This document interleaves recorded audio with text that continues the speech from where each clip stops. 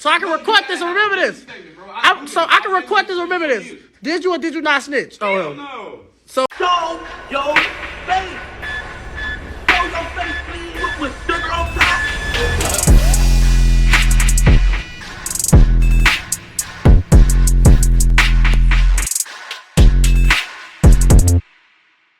Hey, what's up, y'all? Y'all know my slogan. I don't know it all, but I know what I've been through. Now, before we get into this video, please make sure you head on down to Instagram and follow us on our official Instagram page at hookahanonymous_. Alright? We're able to be a little more explicit, a little more uncensored, and share content freely without running the risk of having our channel terminated. So, once again, make sure you head on down to Instagram and follow us on our official Instagram page at hookahanonymous_.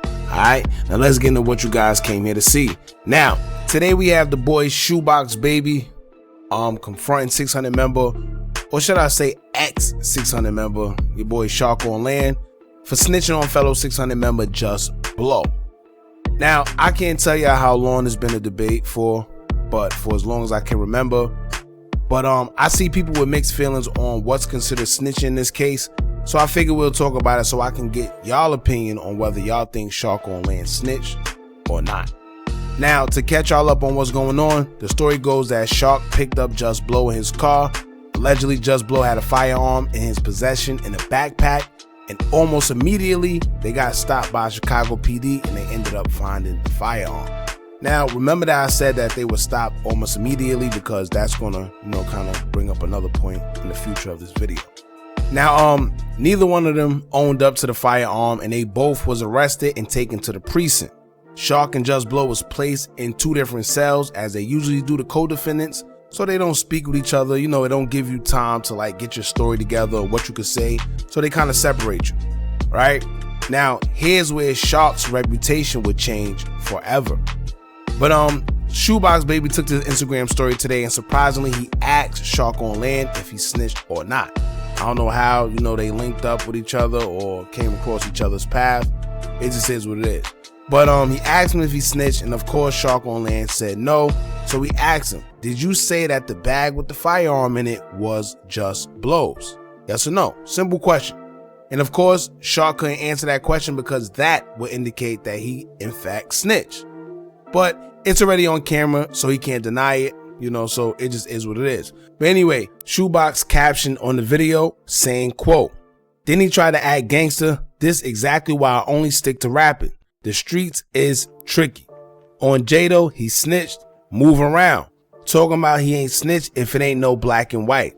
Man, you told them folks in 4K that's his bag with the pipe in it. Now, let me catch y'all up on, what's going on and whatever the case may be with Shark on Land. Now, it was a rumor that Shark snitched, but he always ran with the fact that there's no paperwork out there with his name in it indicating that he snitched. However, afterwards, surveillance footage began to surface on social media of Shark's interaction with the police officer that he allegedly told, well, not even allegedly, that he told that the bag was Jusblow's. Now, in the video, the officer asks him a clear-cut question. He says, is that his bag? And by his, we're referring to Jusblow. And let me tell y'all something too. Judging from how the officers was treating Shark, if y'all ever been in that situation, because I've been in that situation before where, you're being interrogated, where they don't really want you, they want the other person, right? So if you ever been in that situation, from observing everything that went down, from them almost immediately stopping the car as soon as Jusblow got in there, down to how they was questioning Shark, they were really trying to get Jusblow. You could tell that they was watching Jusblow. And him getting in that car is what made them stop the car because they knew that he would have a firearm on him. They was watching him, but they had to prove that it was Jusblow's. And in order to do that, they needed Shark to simply say either that's not my bag or that's Jusblow's bag. That's why the cop asked him that question the way he did. Is that his bag? He didn't ask him, yo, who bag is this? Your bag? Or did you have the... Nah, he didn't care about that. He want him to say, that's not my bag, that is his bag. So they could further go on with their proceedings or whatever they need to do with Jusblow. Alright, so Here's how he should have played it. You know, when the cop said, "Who bag is that?" Shark should have never said a word. You see what I'm saying? He should have never said a word. You never speak to the police. I don't care what the circumstance is. If you are in police custody, you do not speak to the police. That's when you're being arrested. That's when you're in the car being transported to the precinct. That's when you being transported to your jail. That's when you in the jail. No matter what, you do not speak to the police by any means necessary.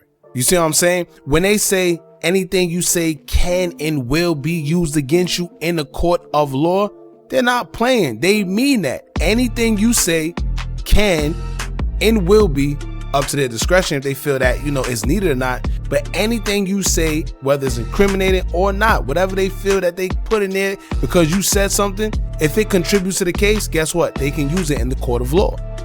When they ask you a question, the first thing you're supposed to say is, "I would like to speak with my lawyer." Simple. That simple. They can't hold nothing against you. They can't penalize you for it. Nothing. Now, when you do that, what happens is you don't say it's yours, but you don't say that it's not yours. Let your lawyer handle everything, and he'll be able to better assist you with what you should do or what's in your best interest. That's what you're paying him for. But sometimes when you speak out of pocket, you know, before it even gets to your lawyer's desk, sometimes you put yourself in a hole that your lawyer can't even dig you out of because you spoke too much. You said too much. You said too much to the police officer. So now you don't give your lawyer any grounds to stand on. So if you said it was his bag, guess what? You don't even need a lawyer. Because what they're going to say is, well, he already admitted that it wasn't his bag. You can't even defend him. We already have what we need against him. Simple. So in order for him to better assist you and what would be in your best interest, you just let the lawyers do what they need to do. Sometimes the lawyers can get you off cases because they went to school with the DA, or they themselves used to be a DA, or they just cool with them and the judge. But the one thing you don't do is say anything to the police, man, because like I said, whatever you say can and will be used against you in the court of law. So now let's further move on. Just because your name isn't in paperwork doesn't mean you didn't snitch. Let's get that out there, because I see a lot of people saying that. A lot of people like to run with that narrative. I don't know where that came from. Let me tell you right now, some people will tell on the crime scene. Some people give anonymous leads and anonymous tips. You know, when they tell you, if you got any information on this, just call X, Y, and Z. Yeah, that's being anonymous. Not to confuse it with Hookah Anonymous, but y'all know what I mean. And some people telling the precinct before they even make it to the courtroom. That's how crazy it is. And guess what? You will never know. So sometimes you don't even need them. You don't even need their statement, and it's not included. But a simple motion of discovery by your attorney would uncover who did what or who said what. In this case, we didn't need to see all that because we already seen the surveillance footage. You know, now, honestly, I think Shark may just be in denial because to his discretion, you know, he feels like, you know what, I did what I had to do for me because it really wasn't mine. But to his discretion, I do understand what his point was. He was saying, well, if you know you in the street and doing what you're doing and you get somebody who's not in the street in trouble due to your negligence, then you must take accountability. You must take responsibility for your own actions, aka take your weight. I understand that. And I totally get it. He has a point. But he keeps saying that he didn't snitch. And he did. I think people will respect, well, not respect it because, you know, any form of telling don't get any type of respect. But people will understand it more and not call him a snitch if he said, you know what, hell yeah, I snitched because he didn't take his own weight and he tried to throw me under the bus for something that wasn't even mine. You see what I mean? That's when you own it. That's when you say, yeah, I did it and I don't care. It is what it is. So now people won't have no debate because he's making it clear that he don't care for the simple fact that it wasn't his. But now people are saying he snitched and trolling him for it because he's in denial about something we see with our own two eyes. Now, let me tell y'all something. When they do the ballistics and their investigations and, you know, do the whole 9 yards, the tests on the guns, it'll come back that the weapon isn't his. So he don't need to say that it isn't his. So he would have nothing to worry about. Yes, he'll probably have to sit up for a year or so trying to defend himself and his lawyer, whatever the case may be, until investigations are over. But inevitably, he'll be let go because nothing on that weapon will lead back to him. So all you doing is making the police do their job. But when you just panic and offer information because you nervous, that's a no-no. That's a no-no. That's where you go wrong.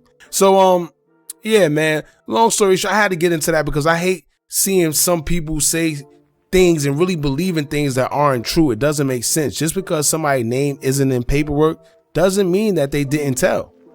You know, let me give you one better. Sometimes people's names aren't even included in the paperwork. You don't even know who told until you decide to take it to trial. But by that time, it's too late. You know, because it's like, I bet it's all or nothing. If I blow this, I'm doing double, triple, sometimes quadruple the time that I was originally given. So sometimes people just opt to take the plea and just, you know, take the time and go on their merry way. Some people don't even make it that far. So you just got to be knowledgeable of the law, man. Whenever you breaking the law, I always tell people, and this is rule number 1, if you got anybody older than you that's been in the streets and you decide to jump off the porch, it's good that you have some type of guidance, man. You know, because some people be crashing out and don't even know the law, don't even know what they up against. And this is why they get sent up a river.